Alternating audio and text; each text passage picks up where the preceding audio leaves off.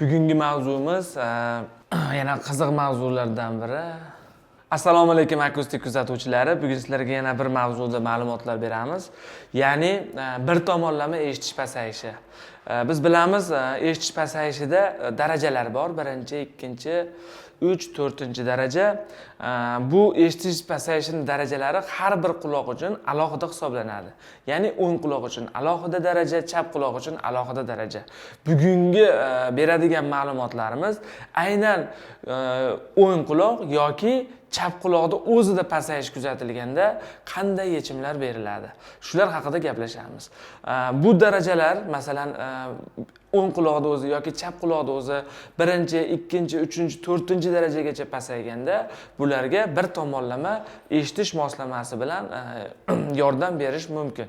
Ya'ni bitta tomon sog'lom darajada eshitadi, ikkinchi tomonga eshitish moslamasi qo'yish bilan kompensatsiya qilinadi. Endi buni bundaqangi holatda keladigan mijozlarimizda eng yomon tomon, ya'ni yomon tomon emas, bitta tomon tabiiy eshitib turgandan keyin shu bitta tomonimda eshitishi yetarli deb o'ylashadi va ikkinchi quloq maksimal darajada pasayguncha unga eshitish moslamasi qo'yishmaydi va borgan sari umuman eshitish bir tomonlama yo'qotib boriladi. Bu biz shu o'rinda tavsiya berib ketishimiz kerak. Bir tomonda bo'lsa ham agar ozgina qaysidir o'ng quloq yoki chap quloqda eshitish pasayishi sezildimi, buni darhol mutaxassisga murojaat qilib, bir tomonlama bo'lsa ham bu eshitishni kompensatsiya qilib olish tavsiya qilinadi. Buni sabablarini hozir tushuntiramiz. Nimaga bunday qilish kerak? Agar o'ng quloqimiz yoki chap quloqimizda o'zida pasayish kuzatilsa, sekin bora nagruzka faqat bitta tomonga tushadi. Hamma tovushlar, kelayotgan tovushlar agar o'ng quloq pasaygan bo'lsa, chap quloq pasaygan bo'lsa, o'ng quloq orqali kelishni boshlaydi. Lekin biz aytib o'tganimizdek, agar ikkala quloqning ham o'ziga yarasha vazifalari bor, o'ziga yarasha eshitish chastota diapazonlari bor, o'ziga yarasha misol eshitish markazlarimizda ham o'ng miya yarim sharimiz, chap miya yarim sharimizda o'zini eshitishga nisbatan vazifalari bor. Agar bir tomonlama eshitganimizda yoki chala eshitganimizda bu vazifalar to'liq bajarilmaydi. Ya'ni bizning miyamizga kelayotgan informatsiya, ma'lumotlar noto'liq hisoblanadi va mana shu chala informatsiyalarga bora bizning miyalarimiz moslashib qoladi. Keyin eshitish moslamasi qo'yganda ham, davolanganda ham, operatsiya o'tkazilganda ham eshitish, lekin tushunmaslik kelib chiqadi. Aynan mana shu narsalar kelib chiqmasligi uchun buni boshidan, agar misol o'ng quloqda o'zi pasayish boshlandimi, buni darhol eshitish moslamasi bilan kompensatsiya qilish kerak.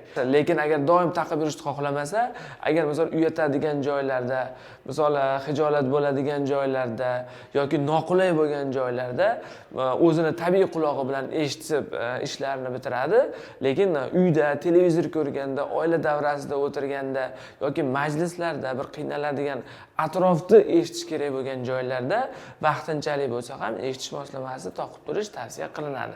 Endi agar eshitish moslamasi toqilmasa, bu bora bir tomonlama karlikka olib keladi. Ya'ni eshitish moslamasi toqqanda ham foyda bermaydi. Bir tomonlama karlik, ya'ni bir tomonlama umuman eshitish pasayib ketganda qanday yechim beriladi? Endi juda ko'pchilik bir tomonlama eshitish pasayishi, masalan, umuman eshitmay qolganda ham juda ham xotirjam keladi. Chunki meni bitta quloqim ishlayapti, bitta quloq bilan to'liq eshityapman, hamma narsani tushunyapman. Bu eshitmaydigan tomonimga umuman apparat kerak emas, men mana shunda yuraveraman degan vaj bilan kelishadi. Endi biz ularga qanday deb tushuntiramiz? Biz hozirgi aytgan narsam, agar bir tomon quloq ishlamay, faqat bir tomonda informatsiya olsa, miya aynan направление, ya'ni bir tomondagi tovushlarni qabul qilishga moslashib qoladi. Ya'ni biz 50% eshitish mahrumligiga ega bo'lib qoladi bu odam. Ya'ni misol 50% ma'lumotlarni oladi, 50% ma'lumotni olmaydi. U o'ylagan 100% lik ma'lumot hech qachon 100% bo'lmaydi. Chunki kelayotgan ma'lumotlar o'ng quloq yoki chap quloqda o'ziga kelyaptimi, biz eshitishdan olayotgan hissiyotlarimiz bu 50% ga qisqarib ketadi.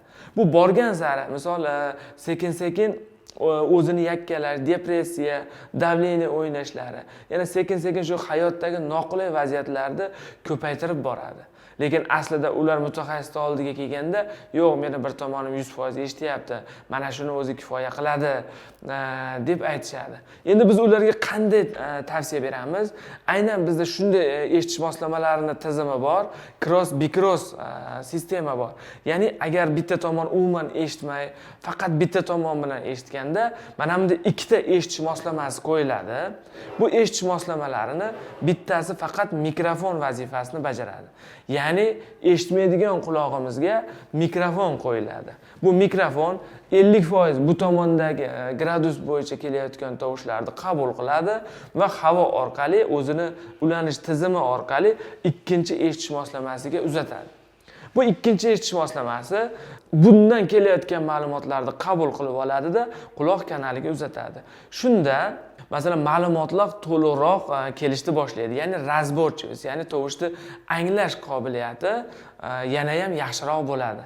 Ya'ni bu qanaqa vaziyatlarda? Masalan biz bitta xonada gaplashganda yoki bir kishi bilan gaplashganda bir tomonlama eshitishda muammosi borlar hech qanday muammo sezmaydi. Ya'ni bitta quloq bilan ham bemalol eshitib gaplashishi mumkin bo'ladi.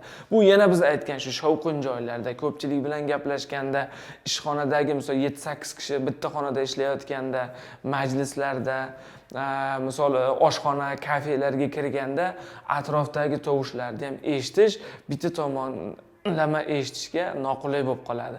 Bunda ikkala tomondagi, ya'ni atrofimizdagi tovushlarni eshitishimiz kerak bo'ladi. Aynan mana shu holatlarda bizda cross bicross sistemamiz juda ham katta yordam beradi. Ya'ni mikrofon bu tomondagi ovozlarni qabul qilib beradi. Ikkinchi quloq o'zi eshitadigan quloq, bu ochiq protez usulida qo'llanadi.